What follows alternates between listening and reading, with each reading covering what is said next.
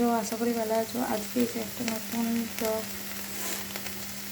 রান্নার ছোটো একটা নতুন ব্লগ নিয়ে চলে এসেছি তোমাদের কাছে। তোমাদের সকলকে স্বাগত। এই যে আজকে রান্না হচ্ছে নোনা চিংড়ি। মানে আমি খাবো না, মানে আমার তো কার্তিক পুজো চলছে, কার্তিক পুজো থেকে ওই জন্য আমি আর মানে আশপাশ খাই, ভাতও খাই না, শুকনো খাই। আমার শুকনো খাবার হবে আলাদা, মেখে রেখেছি আটা। আর এখানে এসো মাছ খাবার জন্য এই নোনা মাছ, এখানে এই যে লাউ কাটা আছে, লাউ দিয়ে ডাল, তার উপরে কড়াইতে নোনা মাছ, তো ওই জন্য নুন হলুদ দিয়ে প্রথমে জলটাকে ভালো করে ফুটিয়ে নেবো। নাহলে তেলে দিলে কেমন গ্যাস গ্যাস করে না, জলে ভিতরে কেমন একটা ভিতরটা সাথে মতো হয়ে থাকে। ওই জন্য ভালো করে জলটা বের করে নিচ্ছি। এই বের করা হয়ে গেছে, জল টেনে নিয়েছে। এবার তেল দিয়ে ভাজবো। এটা ধুয়ে কড়াইটা একটু ধুয়ে নিয়েছি, কড়াইটা ধুয়ে নিয়ে এই যে একটু মানে শুকনোতে দিয়েছি। এবার তেলটা দেবো, কড়াটা গরম হচ্ছে। এবার এর মধ্যে তেলটা দিয়ে দেবো।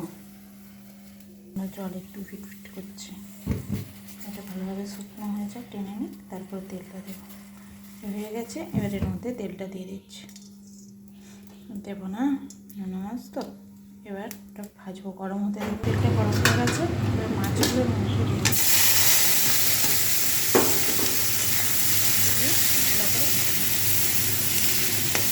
এবার ভালো করে এটা ভাজা হয়, জলটাকে ভালো করে বরফের মানি মাছটা কত সুন্দর ভাজা হয়েছে। কড়াটাও নাহলে কড়াইটা ছিল তার নোংরা হয়ে যায়। সেই জন্য প্রথমে নোংরাটা বের করে নিয়েছি, বের করে কড়াই ধুয়ে নিয়ে আর এই যে ভাজতে কত সুন্দর শুকনো হয়ে যায়। আর এটা বানানোর জন্য এই যে একটু টমেটো পেস্ট করে নিয়েছি, একটু করে নিয়েছি, একটু আলু, একটু কাঁচা লঙ্কা নিয়েছি, আর সরষে জলটা দিয়ে ফুটছে, তারপর করছে আমার তেল দিয়েছি, তেল দিয়েছি। তেলের মধ্যে লঙ্কাটা আছে যে বিম আলুর সবজি, টমেটো দিয়ে শুকনো শুকনো পোস্ত বাটা দিয়ে পেঁয়াজ দিয়ে শুকনো একটা সবজি। এই যে লঙ্কাটা ভাজা হয়ে গেছে, এর মধ্যে পেঁয়াজটা দিয়ে দেবো। পেঁয়াজটা দিয়ে দেবো, পেঁয়াজটা দিয়ে দিয়ে একটু ভাজা হতে দেবো, লাল লাল করে ভাজবো। তারপরে সামান্য একটু অল্প করে আদা রসুন বাটা নিয়েছি, ওইটা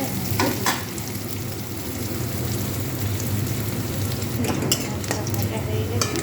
এবার হচ্ছে আদা রসুন বাটাটা সেটা দিয়ে দেবো।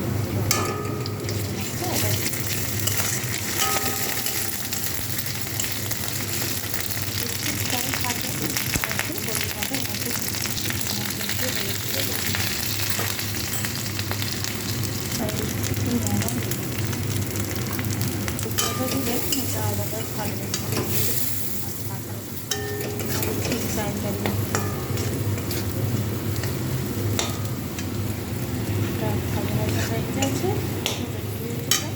আদাটা ভাজা হয়ে গেছে। এবার এই যে টমেটো রেডি করে রেখেছি সেগুলোর মধ্যে দিয়ে দেবো।